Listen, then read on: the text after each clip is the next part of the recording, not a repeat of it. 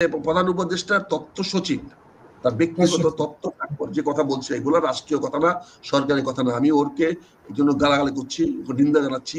ও এই সমস্ত কথাবার্তা বন্ধ করতে হবে। ওর এই বাকবাকম কথা, সে আছে মাগুরে থেকে কথা বলছে। তুই মাগুরেতে যাওয়ার কে রে বাবা?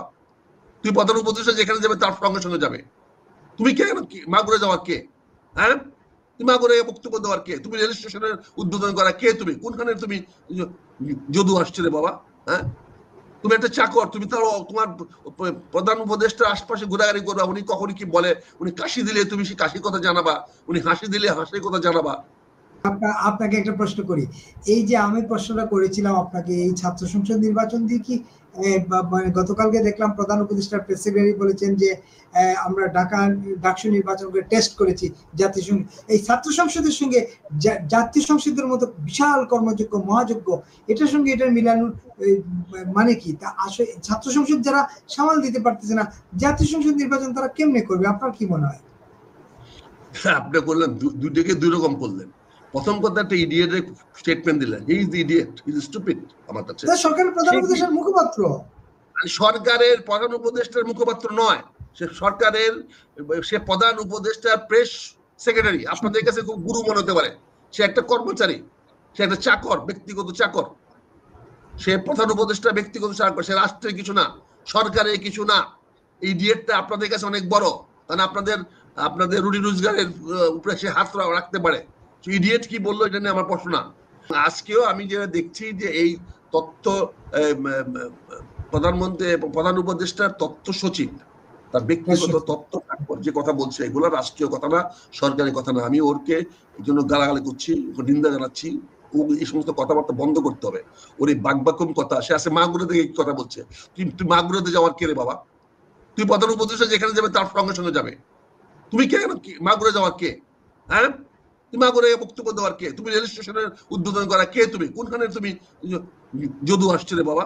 হ্যাঁ, তুমি একটা চাকর, তুমি তার তোমার প্রধান উপদেষ্টার আশপাশে ঘোরাঘুরি করবা। উনি কখন কি বলে, উনি কাশি দিলে তুমি সে কাশির কথা জানাবা, উনি হাসি দিলে হাসির কথা জানাবা। এখন তুমি এই সমস্ত কথাবার্তা কেন বলো? আমি ওকে আপনার মাধ্যমে গালাগালা করতেছি, কারণ সে সমস্যা সৃষ্টি করার চেষ্টা করতেছে, সে সরকারের ভাবমূর্তি নষ্ট করতেছে। সে ডক্টর ইউনূস সাহেবের অনেক ক্ষতি করেছে, অনেক ক্ষতি সে করেছে। আজকে ডক্টর ইউনূস সাহেব যে বেকায়দায় এসে পড়েছে, তার জন্য মূলত একটি ব্যক্তিকে দায়ী করতে হলে সেই ব্যক্তিটি হবে শফিকুল আলম।